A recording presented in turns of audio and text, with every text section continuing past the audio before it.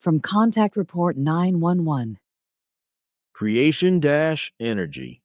revitalizes the body and all organs, etc. The creation life energy activates your consciousness and its subconscious, as well as the personality of the human being, and also the material consciousness and its subconscious, the human being's free choice of all his determinations and freedom, as well as the of all fauna and flora, and that of all waters. Saturday, 17th May, 2025. Creation energy is a purely creational energy with immense power, through which human beings are animated, as is every other life form, from the smallest microbe to the mightiest animal and tree, and consequently, all fauna and flora and all waters. Creation-energy, which in a direct wise has nothing to do with the personality and consciousness of human beings or other life forms, corresponds to a pure energy and power of creational existence, which comes directly from the creation-universal consciousness, and is therefore also connected to the entire energy and power of all life. The personality and consciousness of human beings, it must now be explained, therefore has nothing to do directly with creation-energy, but solely with the creation energy of life, which activates the material consciousness and subconsciousness of the brain through its consciousness and subconsciousness.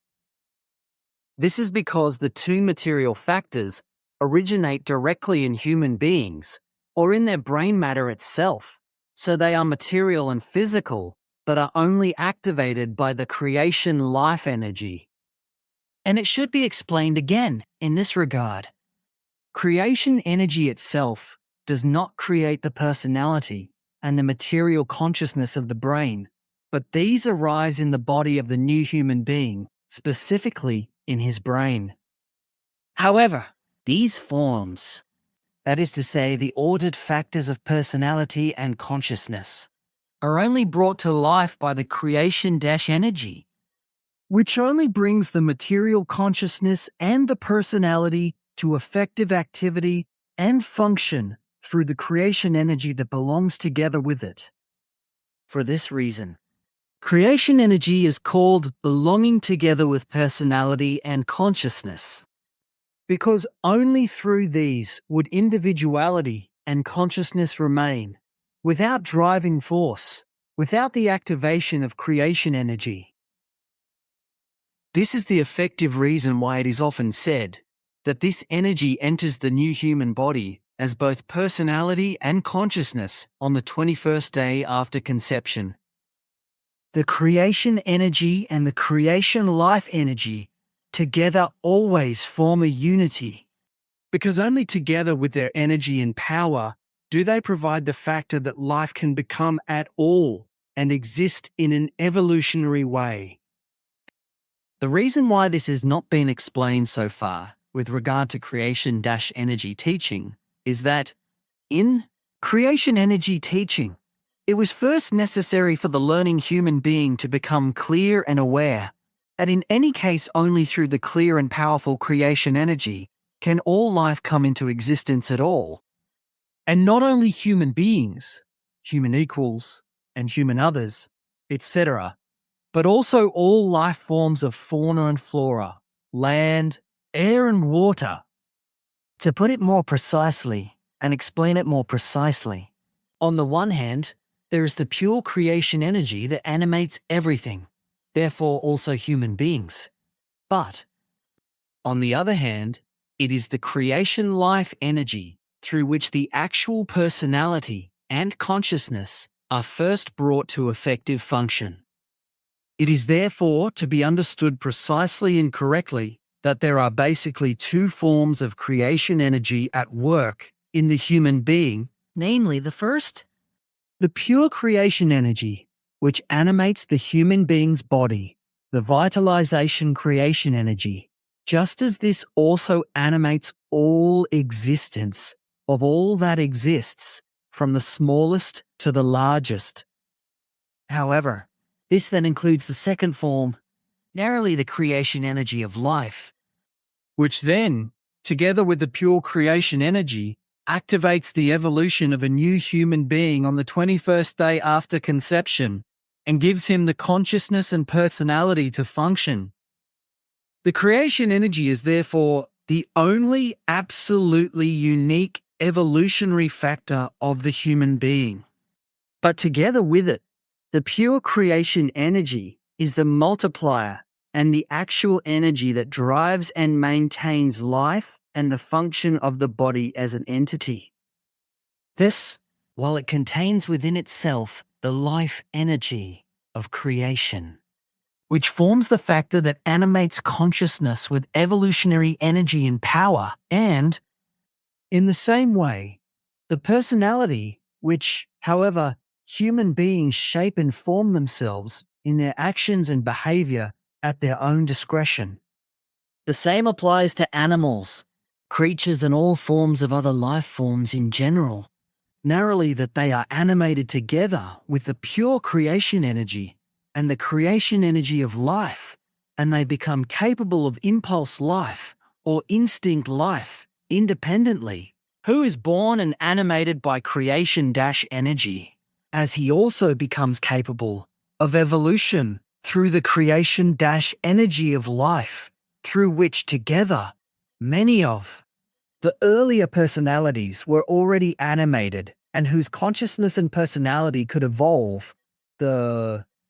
newborn human being is nevertheless completely neutral and unencumbered by any memory or other things of the earlier personalities and their consciousness.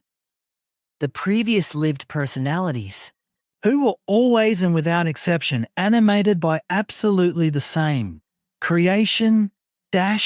energy and evolutionarily controlled by the same creation energy, and you now also animate and activate the newborn human being or his absolutely new personality and their consciousness through their energy and power.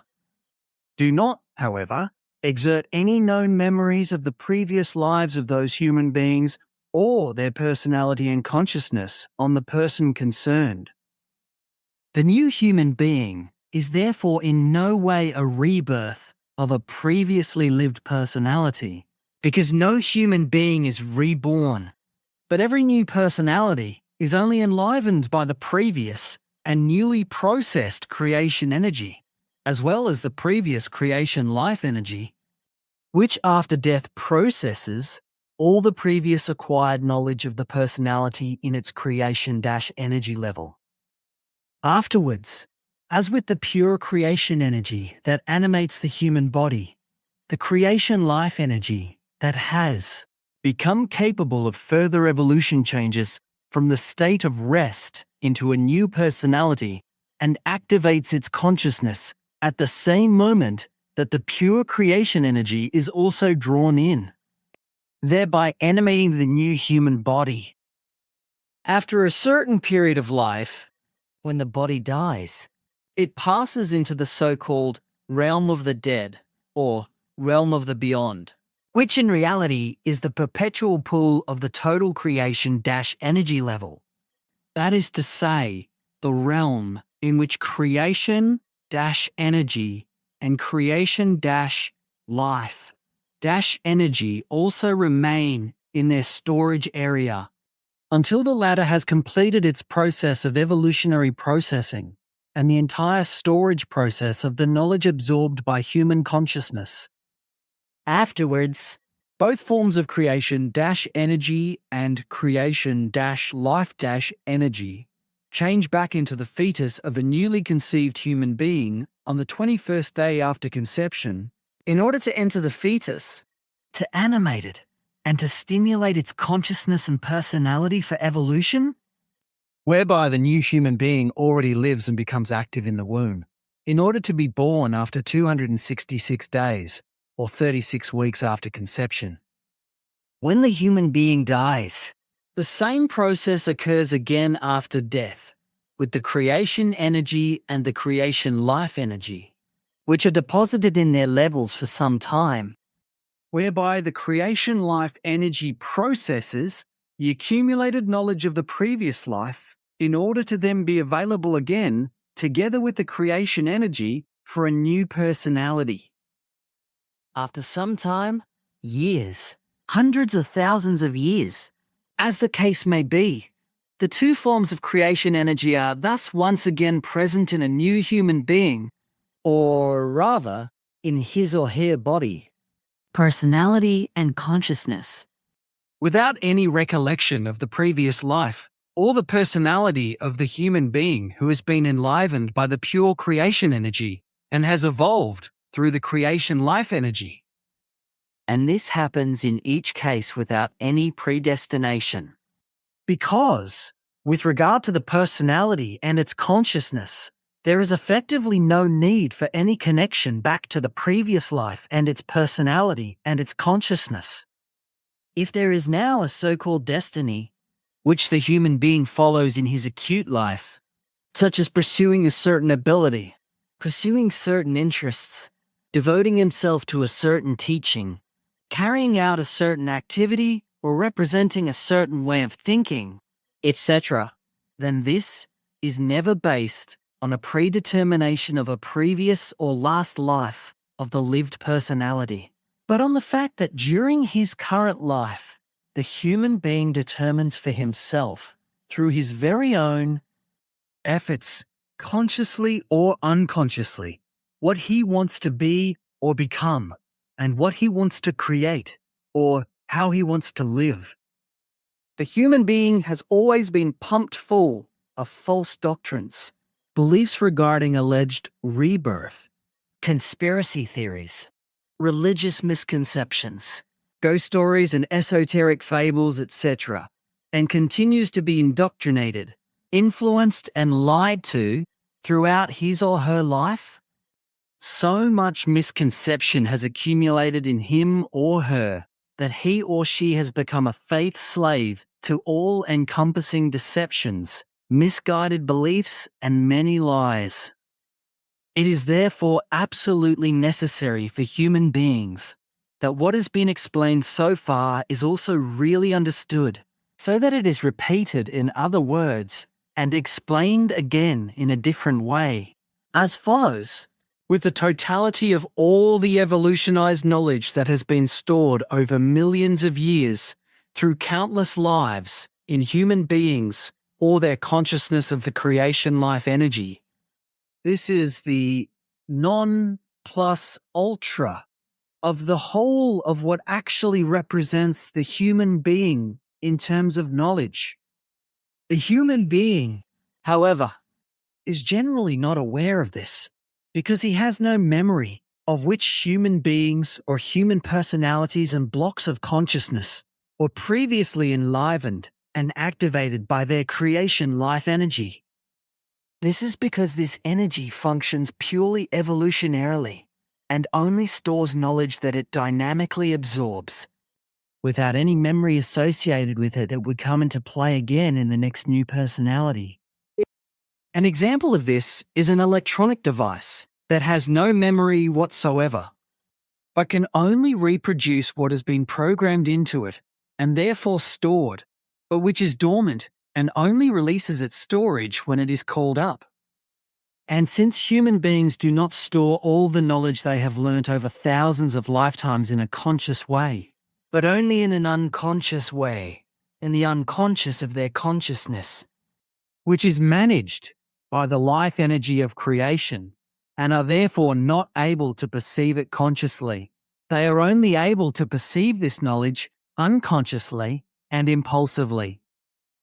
However, he can do this in order to mold and shape something from it by thinking. Illusory thinking through faith is completely ruled out, which will move him forward evolutionarily. In this case, in terms of apparatus, the human being, who is unconsciously orientated with regard to the storage in the apparatus, and now knows the usage key, can use its value in order to use the whole for something specific evolutionary. Unfortunately, human beings cannot consciously retrieve unconscious knowledge, because, on the one hand, they are not capable of doing so. And, on the other hand, because this is absolutely impossible for them, because in their coarse materiality, they can never penetrate the realm of the life energy of creation, and thus also not its unconsciousness of consciousness. He is only able to do this in that part of the unconscious of his material consciousness, which is formed in the brain of the human being with the help of the creation life energy consciousness, which then also serves him as a memory store, which he is able to use according to his ability and according to his own capacity of memory, competence, or memory ability. The human being, as a material living being, will always be denied the opportunity to find a way or a possibility to move into the realm of the vastness of the life energy of creation in order to sift through it and thus consciously filter out something stored in it. All erroneous claims made by any saints or other religious, mental, and meditative greats who are supposedly able to do this correspond to nothing other than the passion of lies and deceit, or self-deception and delusion, and are therefore not worth taking seriously or otherwise dealing with mentally. However,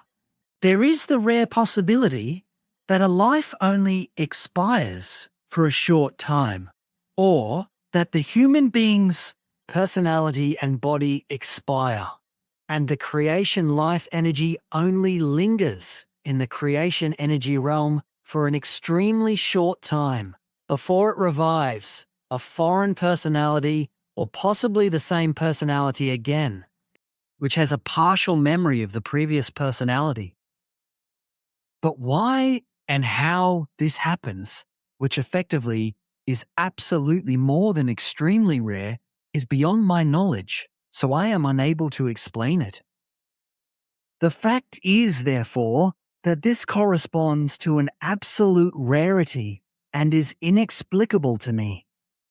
It is normal that a human being cannot remember any of the previous lives of a personality and its creation energy consciousness. Therefore, no human being can ever become aware of the life of or a previous personality or be able to remember such a personality in any wise.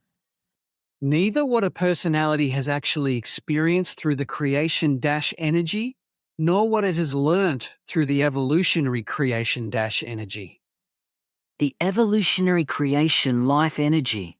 which always activates the consciousness of the personality evolutionarily and also makes it exist, has all the acquired knowledge of all the lived personalities in its subconscious, right up to the first personality emergence and first function of the consciousness. However, this consciousness, and this should be explained once again, is not the same as the material consciousness of human beings, which also contains a subconscious and therefore also a memory store. The human being only receives subconsciously and purely impulsively processed and stored information from the unconsciousness of the consciousness of the life energy of creation. This is in contrast to the knowledge regarding the material consciousness of human beings, which is created through thoughts, etc., and functions in a conscious manner, and also gives off stored information in a conscious manner. This is therefore in contrast to the creation life energy consciousness, for this never releases a memory of knowledge in such a way that the human being would somehow become clearly aware of it. Only through the creation life energy unconscious, something is released impulse-wise, but absolutely only subconsciously impulse-wise, which is stored from the processing results of the knowledge of earlier lived personalities, which the human being, when he becomes clearly aware of the unconscious impulses mind-wise, is then able to use for further evolution or for new insights and for the creation of knowledge. If a human being therefore develops into something very specific in life, or becomes interested in something, if it is not programmed prenatally by his prefrontal cortex, and he acts accordingly in life, then this is possible due to two specific factors. 1. The human being can orientate himself according to the impulses that come to him from the creation life energy unconscious. If he perceives them effectively, unconsciously, and interprets them correctly intellectually, which, however, as I said, only have an energetic effect on him, which he never perceives consciously. Therefore, it is once again said that everything happens from the unconscious of the creation life energy, without the human being being able to perceive this consciously. Consequently, he himself then develops an interest in a certain thing and turns to it more and more, and practically determines everything for himself in the current life and prescribes himself to it. However, this purpose, which he takes up as a result of the impulses from the unconscious of the consciousness of his creative life energy, and makes it part of his life's purpose, does not originate from a previous life of a previous personality, but he develops this purpose himself in the present life. This takes the form, for example, that he determines to take up a teaching that was already taken up and pursued by a previous personality through the evolutionary creation life energy, perhaps 6 or 7 life phases earlier, but which is now taken up by the completely new personality and its consciousness through the imperceptible energy impulses emerging from the realm of creation, life energy. Because it is simply time for further development in terms of consciousness. In this wise, the human being creates a destiny for himself, for something that he will do and fulfill, but never in the form of a destiny of a rebirth of a previous thing or personality. The human being basically creates what he calls a destiny in the course of his life, and mistakenly assumes that he is continuing what he did in his last life. But there is no such thing, because what he might do with a completely new personality and also an absolutely new consciousness, which are only enlivened by the creation energy and activated by the evolutionary creation energy, is determined by consciously endeavoring and constantly learning about his interests in this respect, in order to then turn to what all his interests in the current life are and only correspond to his own self-determination in this respect. And it should be explained again in this regard that there is no destiny from a previous life, but that every interest and every destiny of a human being is created in his current life and then brought to bear and made current. 2. Every human being can create a destiny simply by letting himself be driven by the possibilities of life and consciously or unconsciously acquiring this or that ability and thereby creating a destiny for himself, which he exercises or temporarily fulfills throughout his existence.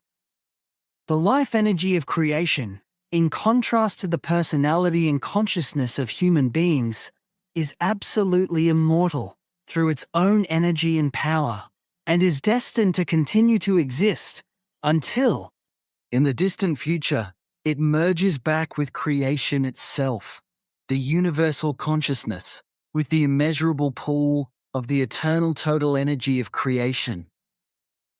In contrast to it, the activities, energies, and power of human beings, and thus of the personality and its material consciousness, are technically and electronically measurable.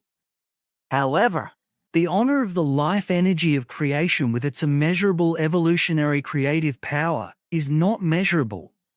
And in human beings, as also in all other life forms, regardless of genus and species, it is subject to the change of life and death, which is not the case with it itself, but its existence is endless. It is the energy and power that creates human beings' personalities and their consciousness through activity, just as creation energy in its pure form brings everything to life. Consequently, only the creation life energy creates the knowledge that the human being creates through its energy and power via its consciousness, transfers this to its storage, which absorbs it and thereby evolves and becomes ever more energetic and powerful, whereby everything is also transferred unconsciously to the unconscious of the material consciousness of the human being, and he thereby evolves. This is why it is also said that the energy and power of consciousness does not dissolve and never fades away. The life energy of creation continuously gathers impulse, like knowledge, from the unconsciousness of the human being's consciousness, and accumulates it in an evolutionary way into wisdom or impulse, generated energy and power. Everything happens in a way that is unique to consciousness alone, because it is purely the result of impulse energy and has nothing to do with thoughts or the thinking of creation energy. Because it works or evolves through the absorbed knowledge from the unconscious of the material consciousness in a form of dynamic transformation into its own strong creational energy and power. The life energy of creation has an energizing effect within itself, which means that it expands the knowledge impulsively absorbed from the unconscious of consciousness with its own energy and increases its energy level and its power. The following should now be explained with regard to the term spirit, or its original term, mightiest, which does not originally go back to the universal founder Indoctrination, namely, that it is completely wrong and does not say what it really should. Basically, it is absolutely only the evolutionary creation, life energy that activates their consciousness and their unconscious, from which the material consciousness and subconscious in the area of the human being's brain is also activated. This evolutionary creation, life energy, is given so that their consciousness and the unconscious is active and also activates the material consciousness and its subconscious and keeps it active throughout life. Furthermore, it is to be understood exactly that the pure creation energy is still given, which vitalizes the material body and all its organs with energy and power. Consequently, it is able to live and exist at all, as this is recorded in the old memories of Indoctrination, whereby the meaning awakening can also be found in it. This has nothing to do with it, because if, for example, on Earth there is erroneous talk of creational Geist energy, or Geist, then this means nothing at all, because there is no such thing, but there is creational awakening energy. From this, it can be understood that creation is not creation Geist, just as it can also not be called creation universe Geist energy. This is because creation is, as it were, the sevenfold universe existence, and thus the total energy and power of all that exists, and thus, in turn, the factor of awakening or creation, namely through the power, swinging waves and impulses of its own energy. Therefore, the false terms Geist and Geist energy can never be understood in this sense, because only the traditional terms creation energy and pure creation energy are absolute and correct. These can be traced back to the records of the herald Indoctrination, who lived around 9 billion years ago and fathomed and taught the truth of his teaching, which has been preserved by the Plagiaran and their federation to this day and is taught federation-wide. But where the word spirit actually comes from, this was done against all scientific lying assumptions and assertions in modification of the original term geist, which in truth goes back to an earthly language that is lied about and does not originate from the language of Nocodemion. This ancient term geist has therefore not existed and survived for millions of years and has not been brought here from the vastness of the universe, but was created in ancient times in an earthly language, taken over from it, and later falsified into the term spirit. The real and true background of the origin of the word spirit and its origin is therefore truthfully the original term Geist, which according to today's understanding of the word in German has the meaning and definition of thinking consciousness of human beings, understanding and subjective inwardness. And it also means the same in other earthly languages. Geist, therefore, has the earthly linguistic root geest, which has already been explained above. The term spirit, which was conceived and created on earth from the original term deist, has become a central theme of metaphysics, which is supposed to harbor the value of a supernature, but for inexplicable historical reasons is also used inconsistently as an unclear term in theology, psychology, and philosophy, as well as in everyday language, especially by believers in religion. At the time when all Indo-European languages were being newly created, the word spirit was not yet known, and the Tocharian, or various branches of the Indo-European languages, were dying out. The result was the so-called modern Celto-Tocharian, which was developed as Indo-European or Indo-European, according to the most Western and Eastern models, and as known languages. The term Geist was adopted and changed to Geist, and also given a further meaning that referred to a hyphen or a benenum, which resulted in the term becoming an interrogative word, such as wie nennst du dich? Or wie heißt du? In German. This has persisted in Swiss German in particular, where it is used for wie nennst du dich? Or wie geist du? The other term, however, was Gers, which was used as a loud cry of fear, shock, emotion, or horror, as it still has the same meaning in Swiss German today. The ancient term, Geist, was then given a further meaning, namely, by being transformed into spirit, which was used to name and describe the unknown. For example, the violence of nature, all natural phenomena, the aurora borealis, etc.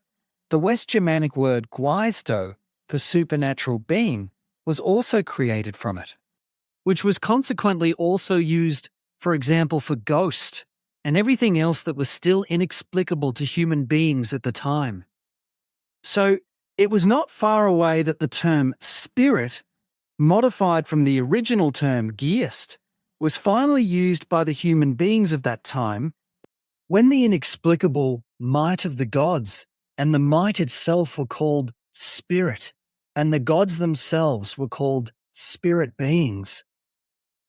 When Christianity later emerged north of the Alps, the meaning of the term spirit was once again changed and reinterpreted, as the word spirit had survived until then and was passed down. This took up the term elsewhere and was used for the purpose of creating the Holy Spirit, Spirit of God, and the like, which ultimately resulted in the nonsense that human beings also had spirit and spiritual power within them, which made them capable of good and evil.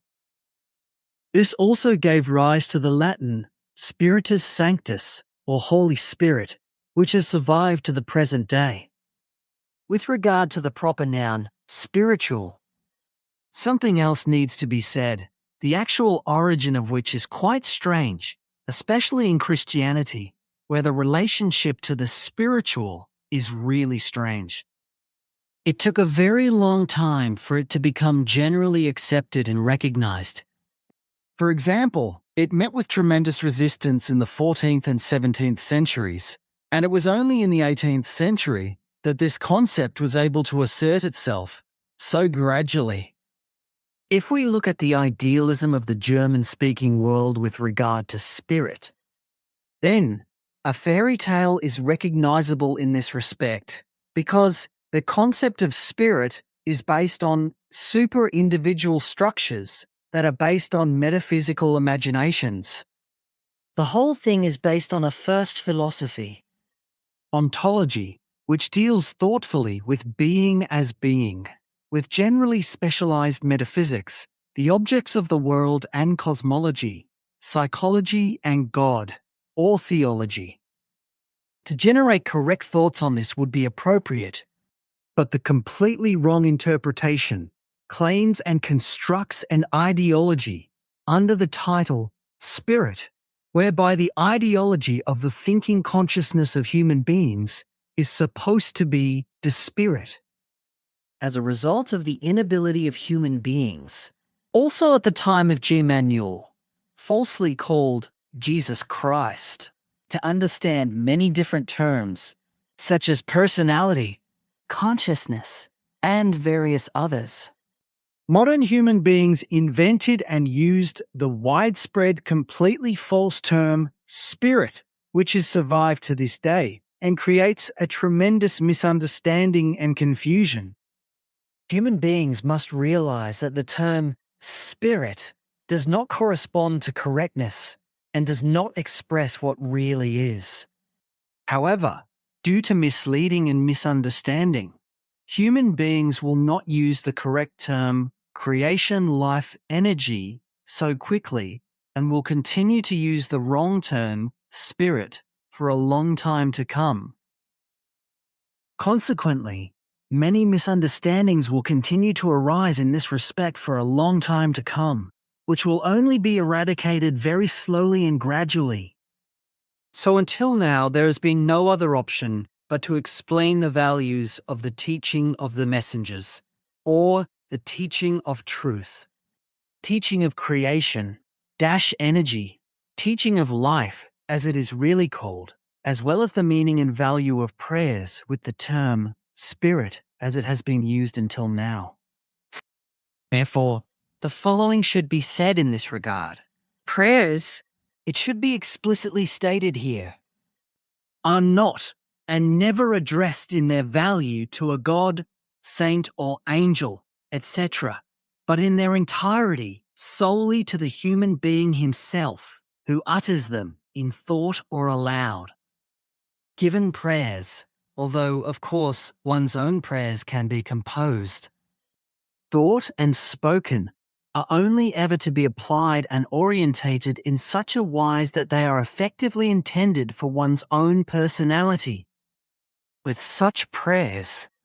it is also possible that they have a calming and effective vibrational and tonal effect on fellow human beings who are unable to perform such a prayer themselves, but to whom such a prayer is spoken. The term spirit was used and understood by human beings at that time in the past and is still understood today as that which happens and is done through consciousness, namely, that thoughts are cultivated, actions and ideas are conceived and carried out, inventions are made, poems are rhymed, and written works are conceived and created, etc. So the word spirit resulted in everything being misunderstood in such a way that what should and should be understood correctly was and is still misunderstood today. This is because it promoted the belief in the delusion of God and very quickly spread it worldwide, and today acts and is cultivated in every form as a non plus ultra of every religious heresy. And precisely this is also still the case today among the ignorant human beings of Earth, as a result of which the term spirit is still understood in the old false sense as that which is wrongly brought about by consciousness in every respect. Although in truth, this is animated by creation-energy alone and is able to be active at all through creation-energy. In fact, as I said, the truth is that never and not a traditional God or spirit or divine spirit animates the consciousness of human beings and was the decisive factor for everything as a whole, such as for thoughts, ideas, inventions, actions in ways of life, etc. But only and effectively creation energy and creation life energy alone, because only these two energies alone are geared towards consciousness being active and capable of being mentally active. However, the fact that in ancient times, instead of the term creation energy and creation life energy, the false and religiously invented term spirit was used for consciousness and its activity, and is still wrongly used today, did not and does not represent an obstacle in and of itself, because the so-called creational spirit, or the creational spirit form, was not and is not addressed by human beings. Also not today, when the spirit, and thus something non-existent, is idolized by believers in God's delusion.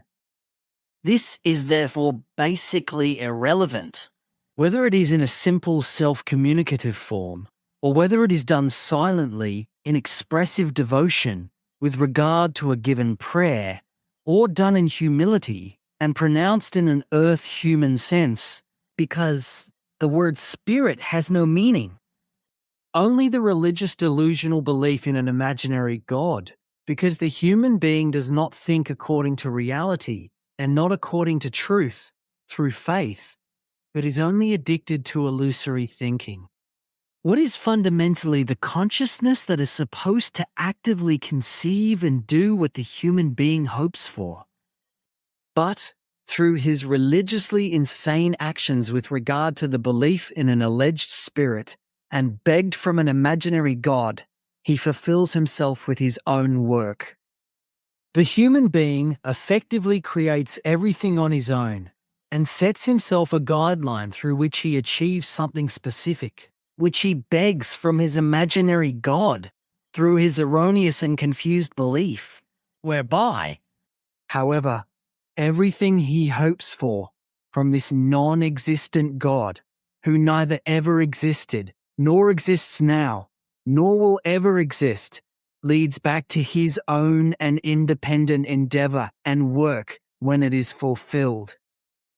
In truth, it is always that which is done or will be done by the human being himself, because he himself does the correct thing and arranges everything himself, but which inevitably only he himself is capable of doing. In every case, and absolutely without exception, but never a heavenly spirit or any other spirit. The human being alone is truthfully always and solely animated by creation energy and activated in his consciousness by creation energy, which provides him with the possibility of his own activity. This is so that he does not erroneously and even stupidly beg for something from a non-existent spirit and God, who were never and will never be capable of existing. The whole thing only works in this wise because something is completely misunderstood and a delusional belief is cultivated under the false concepts of spirit and God, which consciousness should actually understand in principle, if it were thought about thoroughly and consciously in accordance with reality and its truth. But this is precisely what the earthling does not do. For as a rule, he only cultivates a believing illusory thinking. Because in the principle of thinking, the human being on earth is unaware of and unconscious of all this, because he is enslaved to religions and addicted to faith. However, as a result of the evil misunderstanding, it is still the case, without the human being realizing or knowing it, that by addressing the imaginary spirit and the imaginary God, the consciousness is automatically addressed in an erroneous and confused way and led astray. This forms a direct, confused, and energetically harmful connection between the concept of spirit and material consciousness, which in truth could originally only be created by the life energy of creation, but is misused by human beings through their delusional beliefs and turned into a block of misdirection and misguided thinking. The whole corresponds to a subtle electromagnetic energy that keeps the human consciousness functioning in a faith-based and therefore false manner. The seat of the creational human creation energy is located in the roof of the midbrain, in the paired nodal point, the so-called superior colliculus, whereby the creation energy is the factor of vitalization of the whole body, just as the activation of the personality block and the consciousness is given by the creation energy. The pure creation energy is filigree in and over the entire body, and thus also over and in every organ. As such a factor, creation energy does not exert any idea or thought processes, etc., but is only vitalizing. This, while on the other hand, the pure creation, life energy, evolutionarily, actively carries the impulses of the function of thinking, ideas and conceptions, etc., which become and are reserved solely for the subconsciousness of the material consciousness. Consequently, it corresponds to an evil heresy to speak of spiritual property, etc., because, since the creation, life energy is evolutionarily activating and neither develops ideas nor thoughts and feelings itself, because only the material consciousness is capable of this, and all this is reserved for it alone. There can therefore be no spiritual property, given and effective. Consequently, only a person-related consciousness property can be given. In the same way, absolutely no mental illness or mental confusion, etc., can also appear, because in truth no spirit exists, but only the creation energy that animates the body and the evolutionary creation life energy that works in a creational human way as a tiny part of the mighty and powerful energy of creation-universal consciousness, which is given out and absolutely untouchable by human beings in every conceivable way. The material consciousness can be manipulated by human beings and can also be damaged in any way, such as by accident or illness, mental or psychological overload, or by alcohol, drugs, gases, or other environmental influences, etc. As a result, very serious consequences can occur. As a result, very serious damage to consciousness and diseases of consciousness, etc., can occur. However, it is never ever possible for mental damage or mental illnesses, etc., to occur or appear, because no spirit of the human being exists, as is also the case with every other life form.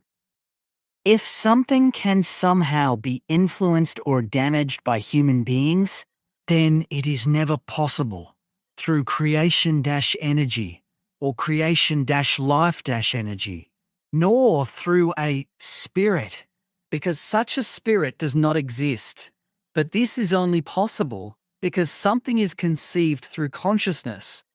through which damage can be caused, consciously or unconsciously, or through illness, for example, also through negligence. For human beings, the actual creation energy is provided solely by life energy and life force, which cannot be influenced in any harmful or damaging way, as it is absolutely taboo or uncontrollable unmanageable, unmanipulable, and uncontrollable for human beings, as is also the case for all other life forms.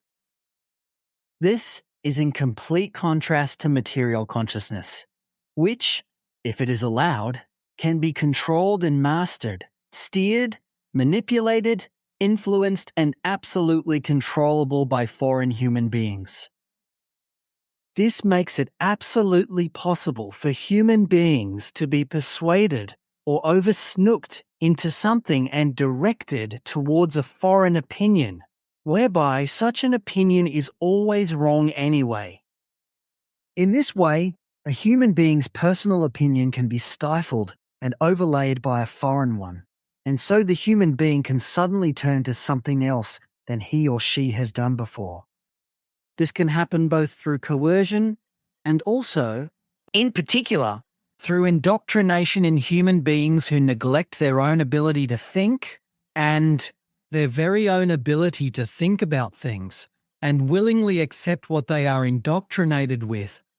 Consequently, accepting what they are indoctrinated with without any self-thinking or self-reflection, and, despite its falsity, advocating it as a belief and truth in terms of faith.